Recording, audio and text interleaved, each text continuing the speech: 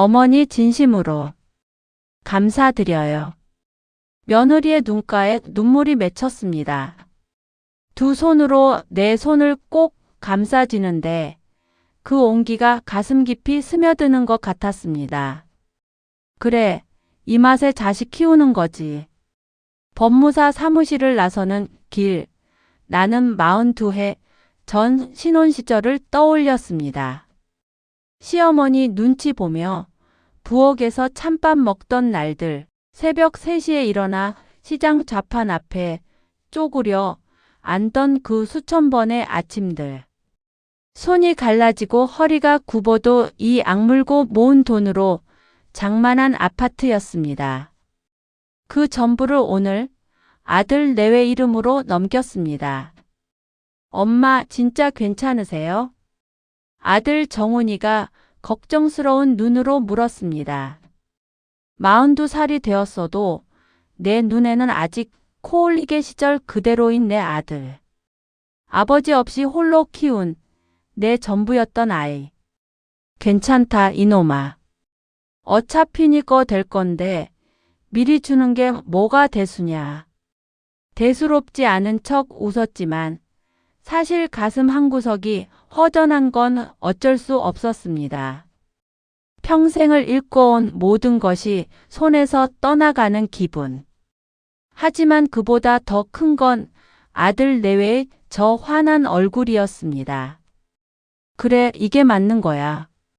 살아있을 때 주는 게 주는 거지. 저녁이 되어 아들 집에 모였습니다. 며느리 수진이가 직접 갈비찜을 했다며 상을 차렸는데 내가 좋아하는 반찬까지 빼곡히 올라와 있었습니다. 어머니, 이제 편하게만 사세요. 저희가 다 모실게요. 그래, 수진아. 고맙다. 고맙긴요. 당연한 건데.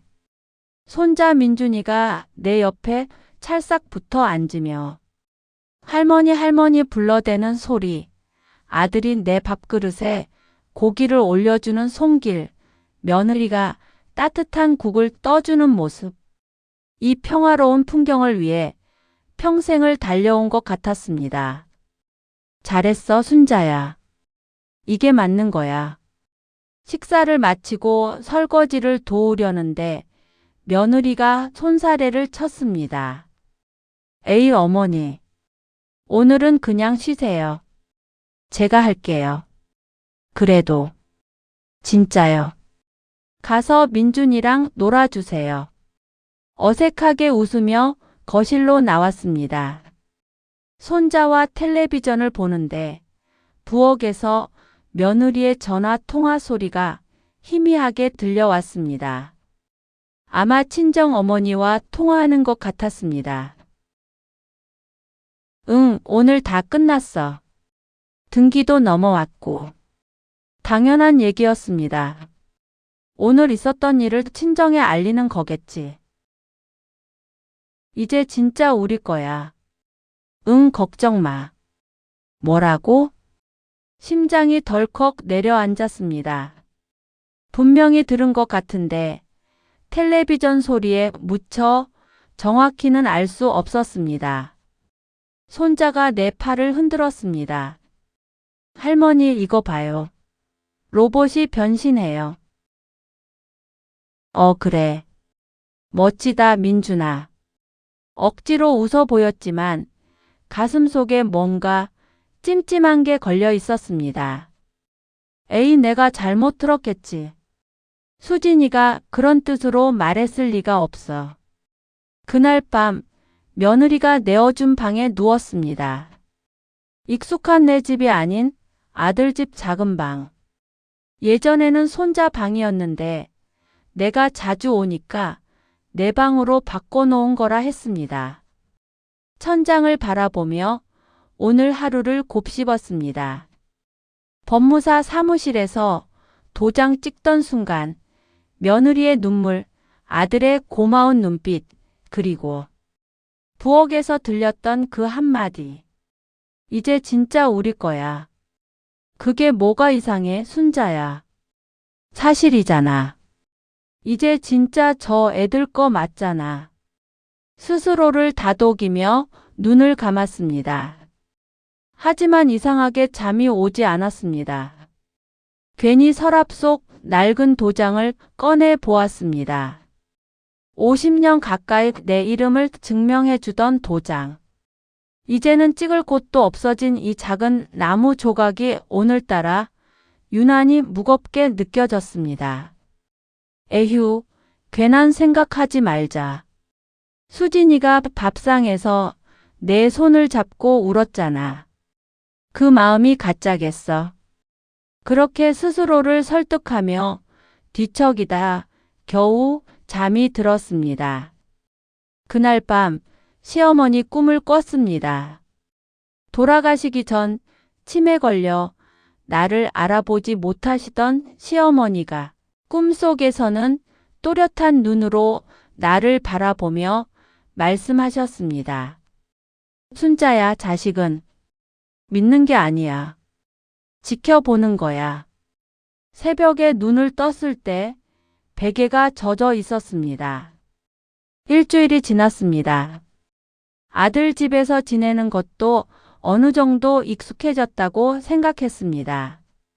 아침에 일찍 일어나 조용히 거실에서 물 한 잔 마시고 며느리가 일어나기 전에 세수를 끝내고 손자 등교시킬 때 도시락 반찬이라도 하나 더 챙겨주고 이 정도면 폐 안 끼치고 사는 거지. 그런데 이상하게 처음 며칠간의 따뜻함이 조금씩 시들어가는 느낌이었습니다. 며느리의 어머니, 식사하셨어요? 가 어머니 밥 드세요로 바뀌고 제가 할게요가 두세요. 어머니로 바뀌었습니다. 말투만 보면 별것 아닌데 어딘가 모르게 온기가 빠져나가는 것 같았습니다.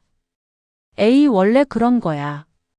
처음엔 누구나 오버하는 거고 시간이 지나면 자연스러워지는 거지.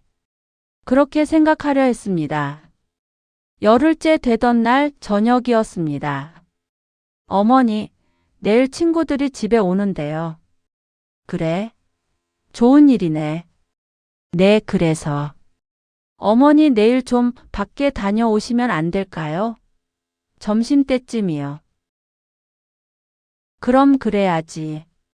별 생각 없이 대답했지만 방에 돌아와 곰곰이 생각해보니 이상했습니다. 왜 나더러 나가 있으래? 그냥 방에 있으면 될 것을. 아니야. 젊은 애들끼리 편하게 얘기하고 싶은 거겠지. 시어머니 있으면 어색하잖아. 그렇게 또 스스로를 설득했습니다. 그날 밤 며느리가 전화 통화하는 소리가 또 들렸습니다. 이번에는 좀 더 가까이서, 좀 더 선명하게. 솔직히 좀 불편하긴 해. 눈치도 보이고. 그래도 뭐, 조금만 참으면 되지 뭐. 어차피 오래 안 가실 것 같고. 심장이 철렁 내려앉았습니다. 오래 안 가실 것 같다고? 그게 무슨 뜻이야? 가슴이 쿵쾅거렸지만 문을 열고 나가 따질 수는 없었습니다. 혹시 내가 또 잘못 들은 거면 어쩌나. 괜히 집안에 풍파만 일으키는 거 아닌가. 그래, 잘못 들은 거야. 수진이가 그런 애가 아니야. 10달 전 내 생신 때 손편지까지 쓴 애잖아. 어머니 사랑해요라고. 그 편지가 지금도 서랍 어딘가에 있었습니다. 그날 밤 그 편지를 꺼내 읽어보려다 손이 떨려서 서랍을 닫았습니다. 내일 아침 해가 뜨면 모든 게 괜찮아질 거라 믿고 싶었습니다. 도대체 며느리의 본심은 뭘까? 그리고 그 말을 내가 정말 잘못 들은 걸까? 등기 이전 후 한 달이 지났습니다. 그 사이 많은 것이 달라졌습니다. 처음에는 느끼지 못했는데 어느 순간부터 이 집 안에서 내가 점점 투명해지는 기분이었습니다. 아침 식사 시간이 달라졌습니다. 어머니, 저희 오늘 바빠서 먼저 먹을게요. 어머니 건 냉장고에 넣어뒀어요. 그래. 처음 한두 번은 바쁜가 보다 했습니다. 그런데 그게 3번, 4번, 일주일 내내 계속되니 뭔가 이상했습니다. 예전에는 아무리 바빠도 어머니 먼저 드세요 했는데 이제는 내가 일어나기도 전에 식사가 끝나 있었습니다. 냉장고 속 플라스틱 반찬통에 담긴 밥과 국, 차갑게 식은 밥알을 숟가락으로 떠먹으며 문득 시어머니 밑에서 시집살이 하던 시절이 떠올랐습니다. 나도 그때 저렇게 찬밥 먹었지. 근데 그건 시어머니가 나를 미워해서 그런 거였는데 수진이는 왜 이러는 걸까? 설마 나를.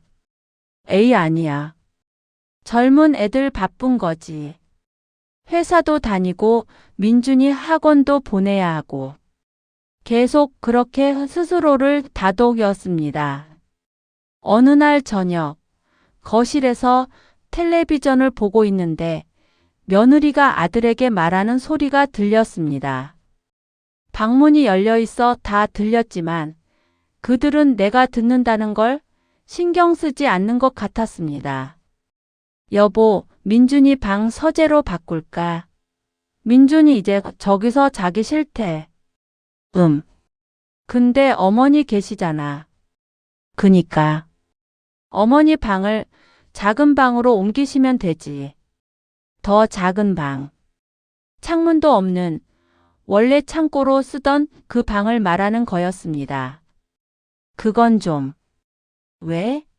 어차피 어머니 낮에 거실에만 계시잖아. 주무실 때만 쓰시는 건데 뭐. 아들이 뭐라고 대답했는지는 들리지 않았습니다. 나는 텔레비전 소리만 멍하니 듣고 있었습니다. 작은 방. 창문도 없는 그 방. 그래 뭐. 내가 크게 쓸 것도 없으니까. 그렇게 생각하려는데 자꾸 목이 메었습니다. 내 방이라고 해봐야 원래 손자 방 빌려 쓰는 거였지만 그래도 창문이 있었습니다. 아침마다 해가 들어오는 게 좋았는데 결정적인 일은 그 주말에 일어났습니다. 점심을 먹고 거실에서 쉬고 있는데 며느리가 뭔가를 테이블 위에 올려놓았습니다. 알록달록한 책자. 제목을 보는 순간 눈앞이 캄캄해졌습니다. 행복한 노후를 위한 요양원 안내. 어머니, 이거 한번 보세요. 요즘 요양원 진짜 좋아졌대요. 이게 뭐냐? 아, 친구 어머니가 다니시는 데래요. 시설도 좋고 프로그램도 많고. 그냥 참고하시라고요. 나더러 요양원 가라는 거야. 아이, 지금 가시라는 게 아니라 나중에요. 어머니도 혼자 계시면 심심하시잖아요. 거기 친구들도 많고. 심장이 빠르게 뛰었습니다. 손이 떨렸습니다. 그 말을 듣는 순간 지난 한 달간 내가 느꼈던 모든 불안이 한꺼번에 밀려왔습니다. 찬밥, 따로 먹는 식사, 작은 방으로 옮기자는 말, 그리고 요양원. 이게 처음부터 계획된 거였어. 그때 마침 퇴근한 아들이 들어왔습니다. 정훈아. 응? 왜요, 엄마? 이거 봐라. 이거. 요양원 팸플릿을 들어 보였습니다. 아들 얼굴이 살짝 굳었습니다. 수진아, 이게 뭐야? 아, 그냥 어머니한테 참고하시라고 드린 건데. 엄마, 너무 심각하게 생각하지 마세요. 수진이가 그런 뜻으로 드린 게 아닐 거야. 그럼 어떤 뜻인데? 그냥 어머니 나중에 혼자 계시면 심심하실까봐 그런 거지. 아들은 나를 똑바로 쳐다보지 못했습니다. 시선을 피하며 신발장 쪽을 정리하는 척했습니다. 정훈아, 엄마 눈 좀 봐봐. 네 마누라가 엄마한테 요양원 책자를 던져줬어. 근데 그런 뜻이 아니라고? 그게 말이 되냐? 엄마 목소리 낮춰요. 민준이 들어. 민준이 들어. 그 한마디에 할 말을 잃었습니다. 내가 큰 소리 내면 손자가 듣는다고, 그래서 참으라고. 지금 아들이 내게 하는 말이 그거였습니다. 며느리는 슬쩍 방으로 들어가 버렸고 아들은 어색하게 서성이다가 따라 들어갔습니다. 거실에 나 혼자 남았습니다. 손에는 아직 요양원 팸플릿이 들려 있었습니다. 그날 밤 방에서 혼자 울었습니다. 소리내면 들릴까봐 이불을 물고 울었습니다. 평생을 참아왔던 것처럼 그날 밤도 참으며 울었습니다. 내가 뭘 잘못한 거지. 내 전 재산을 줬어. 평생 모은 거 다 줬어. 그런데 한 달 만에 요양원? 정훈이는 왜 아무 말도 안 하는 거야? 네 엄마잖아. 내가 네 엄마라고. 베개에 얼굴을 묻고 시어머니 생각을 했습니다. 그분은 내게 혹독했지만 적어도 요양원 보내겠다고 한 적은 없었습니다. 나는 며느리한테 잘하려고 그렇게 노력했는데 속으로 욕해도 웃어주고 서운해도 참았어. 근데 왜 이런 대접을 받아야 하지? 다음 날 아침 부엌에서 며느리와 마주쳤습니다. 눈이 부어있는 내 얼굴을 보더니 살짝 놀란 표정을 지었습니다. 하지만 금세 평상시처럼 말했습니다. 어머니, 어제는 제가 좀 성급했어요. 오해하지 마세요. 그냥 어머니 노후 걱정돼서 그런 거예요. 요즘 치매도 많다잖아요. 어머니도 예방하셔야죠. 그죠? 치매. 그 말에 머릿속이 하얘졌습니다. 날 치매 취급하는 거야? 내가 멀쩡히 걸어 다니는데? 수진아. 내 어머니. 내가 치매야? 아이 아니라니까요. 예방하시라는 거죠. 그래. 예방. 그래서 요양원 보내시겠다. 다. 어머니, 왜 그렇게 받아들이세요? 며느리 얼굴이 살짝 일그러졌습니다. 짜증 섞인 한숨. 그 한숨 소리에 모든 게 담겨 있었습니다. 아, 내가 이 집에서 이제 짐이 된 거구나. 재산 넘기자마자 나는 짐이 된 거야. 그날 저녁 딸 정은에게 전화를 걸까 하다 끊었습니다. 시집간 딸한테 무슨 말을 하겠습니까? 오빠 욕하게 만들 수도 없고 걱정만 끼치는 것 같아서. 아니야. 조금만 더 지켜보자. 정훈이가 정신 차릴 거야. 내 아들인데 엄마한테 이러겠어. 분명히 수진이가 너무 나간 거야. 정훈이가 잡아주겠지.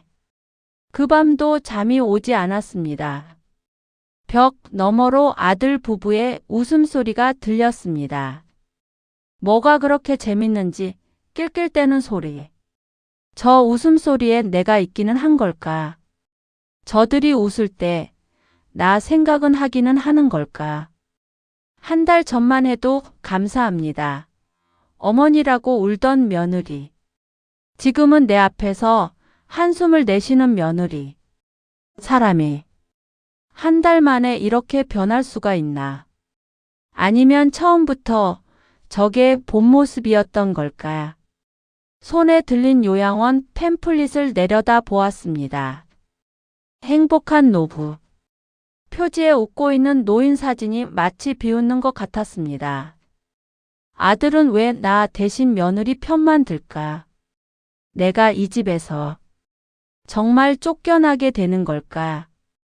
요양원 팸플릿 사건 이후 며느리의 태도는 더 노골적으로 변했습니다. 아니, 어쩌면 처음부터 그랬는데 내가 모른 척했던 건지도 모르겠습니다. 아침에 일어나면 이미 부엌이 정리되어 있었습니다. 아무도 없었습니다. 식탁 위에 플라스틱 밀폐용기에 담긴 밥과 반찬. 포스트잇에 어머니 드세요 라고 적혀 있는 건 한 번도 본 적 없고 그냥 덩그러니 놓여 있을 뿐이었습니다.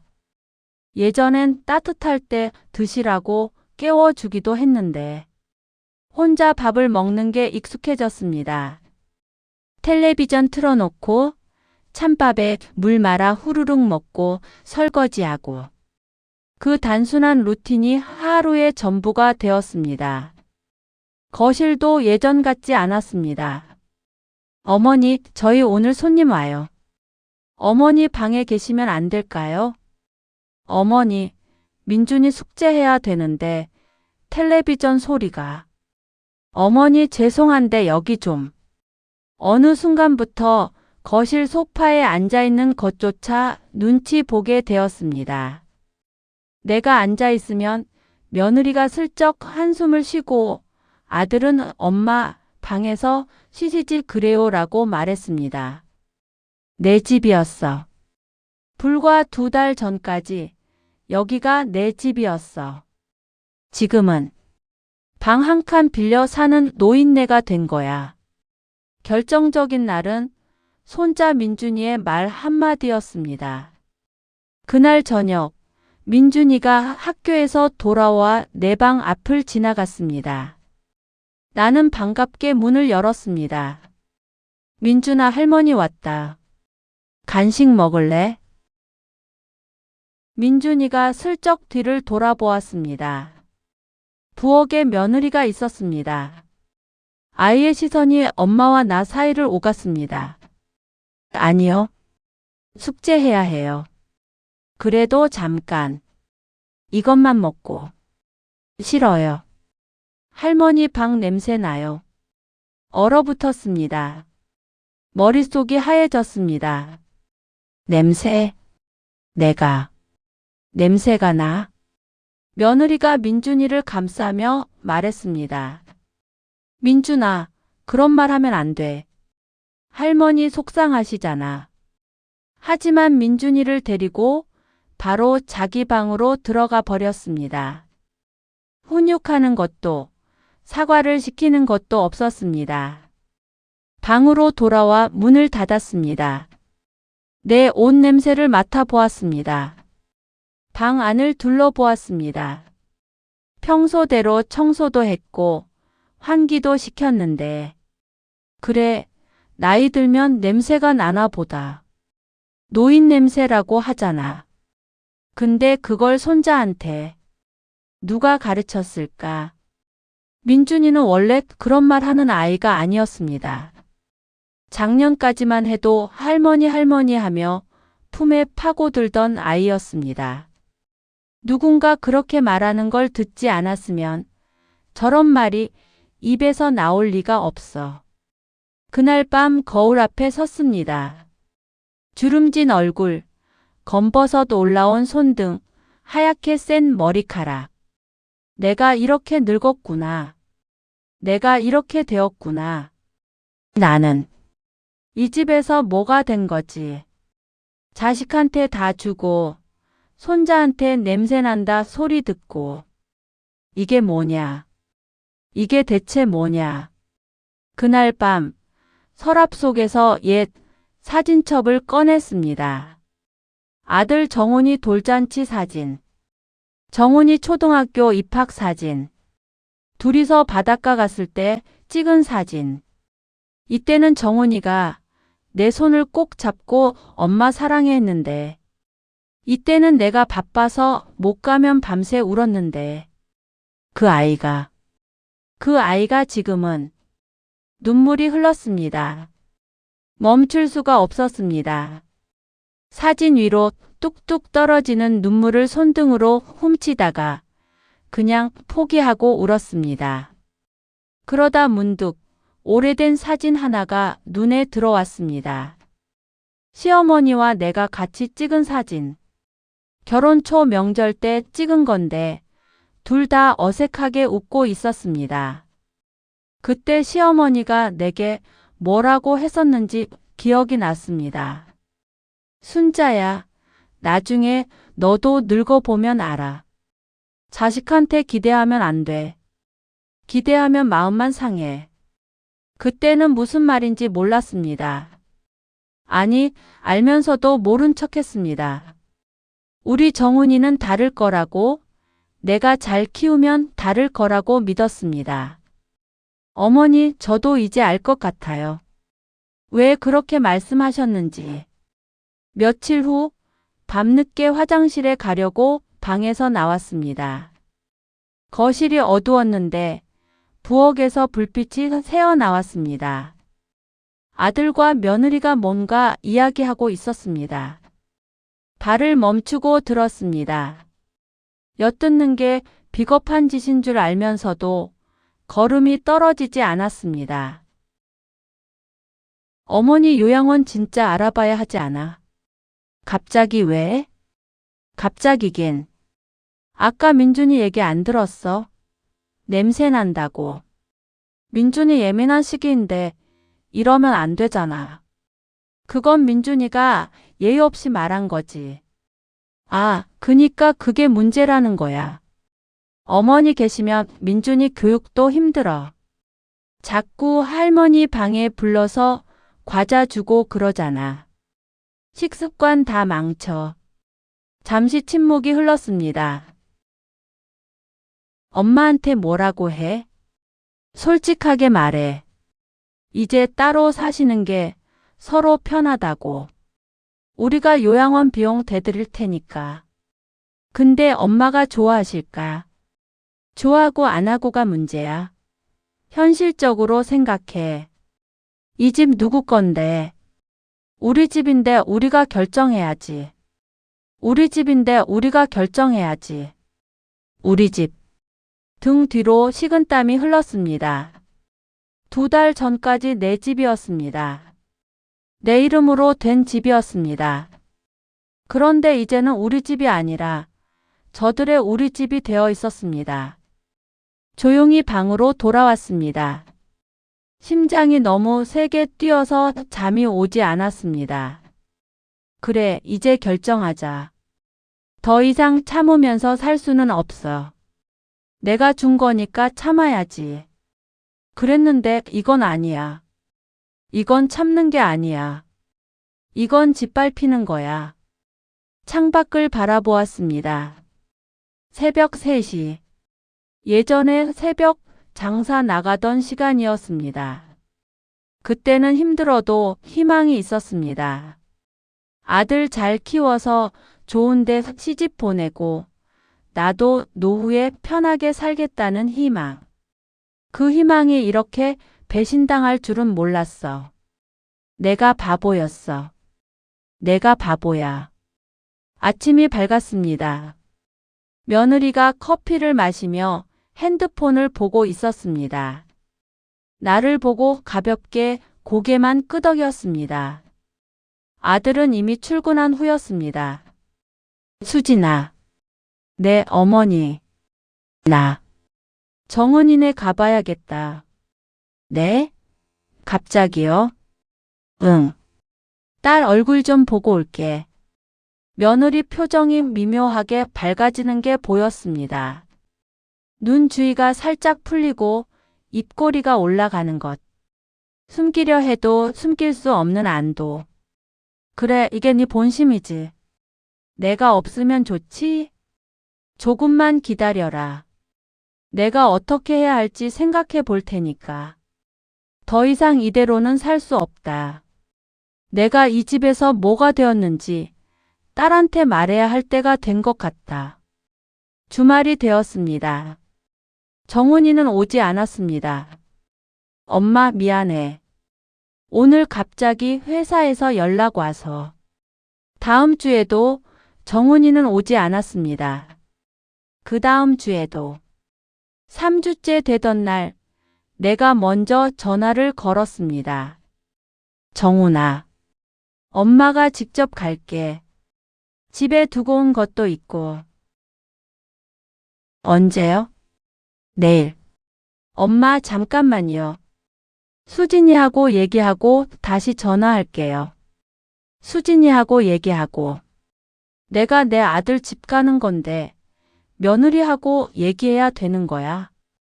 얘기할 거 없어. 엄마 내일 간다.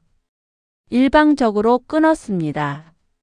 평생 아들한테 전화 먼저 끊은 적이 없었는데 그날 처음으로 그랬습니다. 다음 날 정훈이네 집에 도착했습니다. 현관문을 열고 들어가는데 분위기가 이상했습니다. 아들과 며느리가 거실 소파에 나란히 앉아 있었고 테이블 위에는 서류 같은 것들이 놓여 있었습니다. 왔어. 엄마. 앉으세요. 정훈아, 이게 뭐냐? 엄마 앉아서 얘기하세요. 됐어. 서서 들을게. 뭔데? 아들이 한숨을 쉬었습니다. 그리고 내가 평생 듣고 싶지 않았던 말을 꺼냈습니다. 엄마, 우리 어머니 요양원 알아봤어요. 심장이 얼음처럼 굳었습니다. 뭐라고? 정은이네. 너무 오래 계시기도 그렇고 여기서 같이 살기도. 솔직히 서로 불편하잖아요. 서로 불편해? 정훈아, 엄마가 불편하게 한 적 있어. 언제? 며느리가 처음으로 입을 열었습니다. 어머니, 감정적으로 받아들이지 마세요. 저희도 어머니 걱정돼서 그러는 거예요. 걱정? 네가 나를 걱정해? 아, 진짜. 왜 이렇게 말을 안 들으세요? 어머니, 솔직히 말씀드릴게요. 저희도 힘들어요.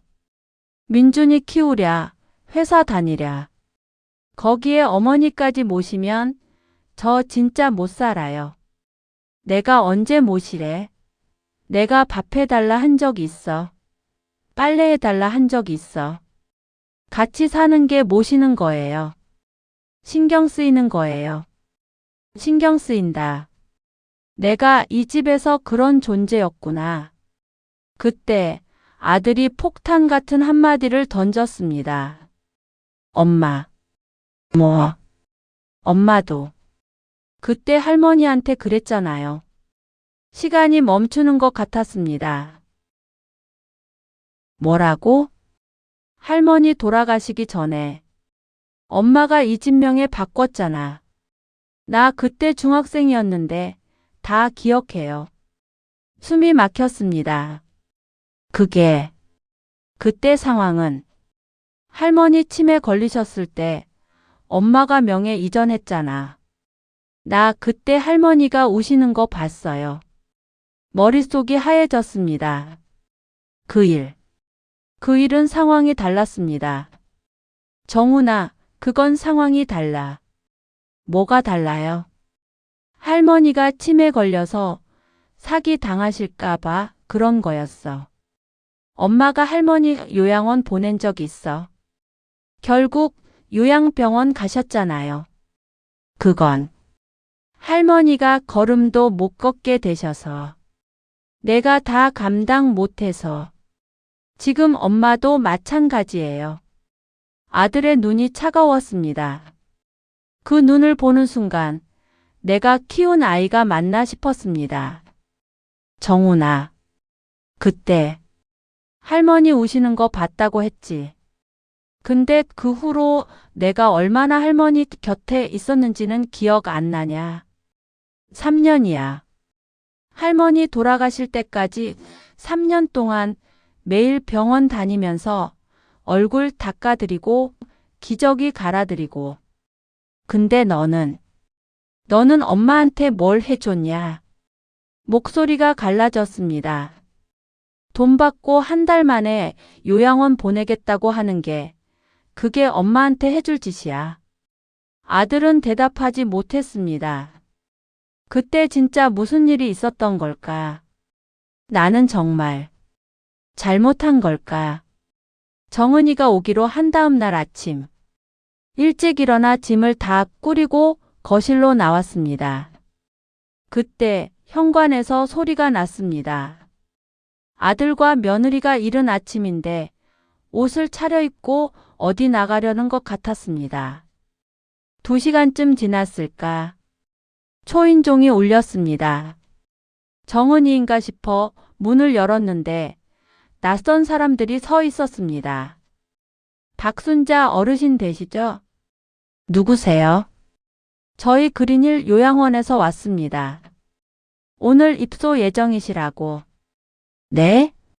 귀를 의심했습니다. 그 순간 뒤에서 아들과 며느리가 들어왔습니다. 며느리 손에는 큰 종이 봉투가 들려 있었습니다. 어머니 짐 싸드렸어요. 옷하고 세면도 구하고. 머릿속이 하얘졌습니다. 뭐라고? 요양원에서 오셨네요. 어머니, 여기 분들 따라가시면 돼요. 정훈아. 내 아들 정훈아. 엄마 눈 좀 봐봐. 아들이 천천히 고개를 들었습니다. 눈이 빨갰습니다. 하지만 그 눈에서 미안함은 보여도 멈추겠다는 결심은 보이지 않았습니다. 엄마, 미안해요. 미안하면 이러면 안 되는 거야. 저도 어쩔 수 없어요. 어쩔 수 없어. 내 아들이 어쩔 수 없다고 했어. 방으로 들어갔습니다. 내가 싸놓은 캐리어가 열려 있었고 그 옆에 며느리가 싸놓은 종이 봉투가 있었습니다. 속을 들여다봤습니다. 내 옷 몇 벌, 세면도구 그리고 옛 사진첩은 없었습니다. 사진첩은? 아, 그건 짐 되실 것 같아서요. 나중에 보내드릴게요. 사진첩이 짐이 돼. 내 평생에 담긴 사진첩이 짐이래. 수진아. 네? 네가 이겼다. 그거지? 네? 무슨 말씀이세요? 처음부터 이게 네 계획이었지? 재산 받고 요양원 보내는 거. 어머니, 지금 그런 말씀하시면 됐어. 대답 안 해도 돼. 네 눈에 다 쓰여 있으니까. 며느리 표정이 굳었습니다. 잠시 무언가 반박하려는 듯 하더니 입꼬리가 살짝 올라갔습니다. 저 표정. 저게 승자의 표정이구나. 거실로 나왔습니다. 그때 손자 민준이가 방에서 나왔습니다. 할머니, 민준아. 할머니 어디 가요? 저 사람들 누구예요? 할머니는 잠깐 다른 데 가서 살아야 해. 왜요? 왜 가요? 어른들 일이야. 민준이는 몰라도 돼. 민준이 눈에 눈물이 고였습니다. 할머니 가지 마요. 제가 냄새 난다고 해서 그래요. 할머니 미안해요. 제가 잘못했어요. 가슴이 무너지는 것 같았습니다. 무릎을 꿇고 손자를 안았습니다. 아니야. 민준이 잘못 아니야. 그럼 왜 가요? 할머니가. 말을 잇지 못했습니다. 그냥 손자를 꼭 안았습니다. 이 작은 온기가 마지막일 수도 있겠구나 싶었습니다. 그날 밤, 나는 아직 그 집에 있었습니다. 정은이가 달려와서 요양원 직원들을 돌려보냈기 때문입니다. 창밖을 바라봤습니다. 달이 떠 있었습니다. 40년 전에도 저 달 보면서 울었지. 그때는 아이들이 희망이었는데 지금은 뭐가 남았지. 더 이상 참으면 안 돼. 내일 모든 걸 말해야 할 것 같아. 일주일 후 정은이가 온 가족을 불러 모았습니다. 정훈이와 며느리, 민준이, 그리고 정은이와 정은이 남편. 정은이네 집 거실에 모두가 모였습니다. 오빠, 오늘 확실히 하자. 엄마 어떻게 할 건지. 정은아, 가족끼리 이렇게까지. 가족이라서 이러는 거야. 가족 아니면 그냥 남처럼 살지. 오빠 엄마한테 할 말 없어. 일주일 전에 요양원 사람 불러서 엄마 끌고 가려고 했잖아. 그거 해명 안 해? 끌고 가려 한 게 아니라. 그럼 뭔데? 엄마한테. 엄마한테 더 좋은 환경에서 지내시라고 한 거야. 좋은 환경. 요양원이? 엄마가 멀쩡히 걸어 다니는데 요양원? 그게 좋은 환경이야. 솔직히 말해. 네가 편하려고 그런 거잖아. 아니, 네 마누라가 편하려고. 며느리가 처음으로 고개를 돌렸습니다. 시누이가 왜 남의 집안일에 참견이야? 남의 집. 우리 엄마 일인데 남의 집이야. 어머니는 저희 집에 계셨어요. 저희가 결정할 일이지. 저희 집. 그 집 원래 누구 집인지 알아? 우리 엄마가 평생 고생해서 모은 집이야. 그때 나는 조용히 일어섰습니다. 됐다. 그만해라. 듣기 싫다. 정은아 고맙다. 근데 이건 내가 직접 말할게. 나는 아들을 바라봤습니다. 정훈아, 엄마가 평생 어떻게 살았는지 네가 알아? 새벽 3시에 일어나서 시장 나갔어. 좌판 앞에 쪼그려 앉아서 콩나물 팔고 두부 팔고 손이 갈라지고 허리가 휘어도 참았어. 왜? 너희들 학비 대야 하니까. 너희들 밥 먹여야 하니까. 네 대학 보내려고 보험도 해약했어. 내 노후 자금. 그거 다 네 등록금으로 갔어. 네 아버지 돌아가시고 혼자서 얼마나 무서웠는지 알아? 밤마다 울었어. 근데 너희들 앞에서는 안 울었어. 엄마가 울면 너희가 무서워할까 봐. 엄마 그만. 안 그만해. 오늘 다 말할 거야. 며느리를 바라봤습니다. 수진아, 나는 네한테 잘해주려고 노력했어. 시어머니한테 당한 거 나는 절대 안 그러려고. 속으로 뭐라 해도 참았어. 왜? 아들 좋으라고. 며느리 편하라고.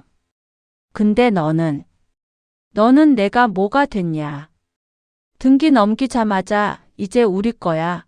그러더니 한 달 만에 요양원 보내겠다고? 됐어. 변명 듣기 싫어. 네 속마음 다 알아. 다시 아들을 바라봤습니다. 정훈아, 네가 엄마도 할머니한테 그랬다고 했지. 그래. 나도 명예 이전했어. 할머니 치매 걸리셨을 때. 근데 아니야. 그 후로 3년 동안 매일 병원 갔어. 얼굴 닦고 기저귀 갈고 손잡고 있었어. 할머니 돌아가시는 날까지 곁에 있었어. 근데 너는 뭘 했냐? 엄마한테 뭘 해줬냐? 목소리가 갈라졌습니다. 나는 네 엄마야 정훈아. 재산 때문에 이러는 거 아니야. 돈 때문이 아니야. 눈물이 흘렀습니다. 내 자식이 이러니까 이러는 거야. 내가 키운 아들이 엄마를 이렇게 대하니까 이러는 거야. 방 안이 조용해졌습니다. 정훈이 눈에서 눈물이 흘렀습니다. 엄마, 미안해요. 진짜 미안해요. 미안하면 뭐해. 이미 다 지나간 건데. 나는 니한테 바란 게 많지 않았어. 그냥 엄마 고생하셨어요. 한마디. 그거면 됐어. 근데 니는 한 번도 그런 말 안 했어. 한 번도. 정훈이가 고개를 들었습니다. 엄마, 고생하셨어요. 진짜 고생 많으셨어요. 미안해요, 엄마. 아들이 일어나서 내 앞에 무릎을 꿇었습니다. 잘못했어요. 엄마, 잘못했어요. 옆에서 민준이가 달려왔습니다. 할머니, 할머니 울지 마요. 제가 잘할게요. 할머니 안 보내요. 작은 손이 내 손을 잡았습니다. 그 온기에 참았던 울음이 터졌습니다. 소리내어 울었습니다. 이게 내가 원했던 거구나. 재산이 아니라 이 한마디. 엄마 고생하셨어요. 이거 하나면 됐는데. 그날 이후 많은 것이 달라졌습니다. 나는 정훈이네 집으로 돌아가지 않았습니다. 쫓겨난 게 아니라 내가 선택한 것이었습니다. 엄마 다시 와요. 제가 잘할게요. 정훈이가 몇 번이고 말했지만 나는 고개를 저었습니다. 아니야. 엄마는 이제 따로 살래. 엄마, 네 잘못이 아니야. 아니, 네 잘못도 맞지만 엄마도 생각해 봤어. 엄마가 너무 오래 너희한테 기대고 살았어. 내 인생을 너희한테 다 걸었어. 그게 잘못이었어. 이제 엄마도 엄마 인생 살아볼란다. 정은이네 집 근처에 작은 원룸을 얻었습니다. 원룸은 작았지만 온전히 내 공간이었습니다. 아침에 일어나고 싶을 때 일어나고, 밥 먹고 싶을 때 먹고, 텔레비전 보고 싶을 때 보는 것. 그 단순한 자유가 이렇게 소중한 줄 몰랐습니다. 67에 처음으로 나만의 집이 생겼구나. 매주 일요일 정훈이가 찾아왔습니다. 처음에는 어색했습니다. 하지만 시간이 지나면서 조금씩 대화가 되기 시작했습니다. 엄마, 이거 민준이가 그린 거예요. 뭐야 이게? 할머니래요. 할머니 그린 거래요. 크레파스로 삐뚤빼뚤 그린 그림. 하얀 머리카락에 주름진 얼굴의 할머니. 그 옆에 작은 글씨로 사랑해요. 할머니라고 써 있었습니다. 예쁘게 그렸네. 민준이가 할머니 보고 싶대요. 다음에 같이 데려올게요. 며느리는 오지 않았습니다. 정훈이 말로는 집에서 많이 조용해졌다고 했습니다. 수진이가 엄마한테 미안하대요. 그래? 직접 말 못하겠대요. 부끄럽다고. 그래. 용서할 수 있는지는 모르겠습니다.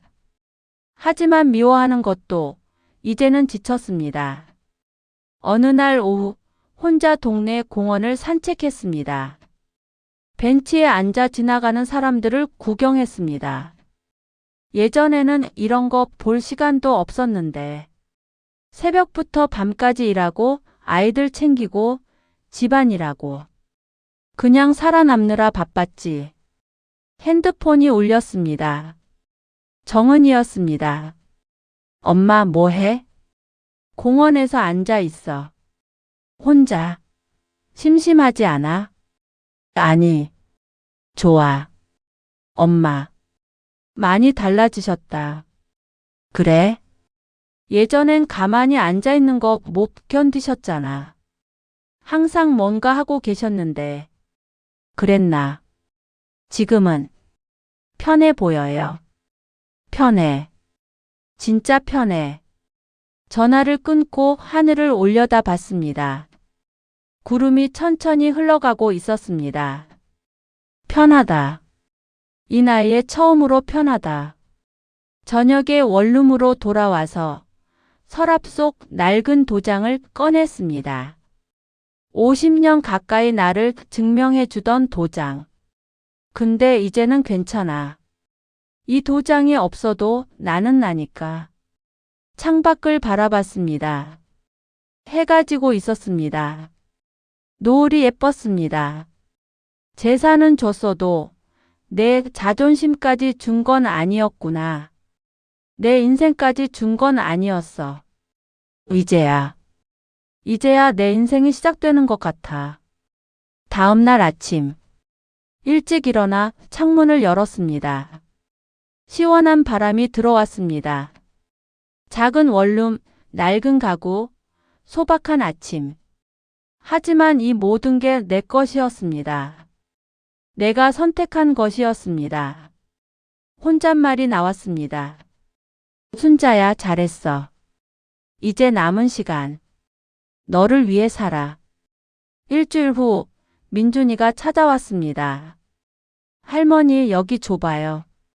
좁지. 근데 할머니 혼자 살기엔 딱 좋아. 저도 여기서 자고 싶어요. 그래? 그럼 가끔 자러 와. 진짜요? 매주 와도 돼요? 그래, 매주 와. 민준이가 환하게 웃었습니다. 정훈이가 슬쩍 내 손을 잡았습니다. 엄마. 응. 사랑해요. 늦었지만. 사랑해요, 엄마. 눈물이 날 뻔했지만 이번엔 참지 않고 웃었습니다. 나도 사랑해, 정훈아. 창밖으로 해가 떠오르고 있었습니다. 새로운 하루, 새로운 시작. 67에 다시 시작하는 내 인생. 늦었지만 아직 시간은 있었습니다. 재산은 줬어도 내 자존심까지 준 건 아니었구나. 이제야 내 인생 살아볼란다.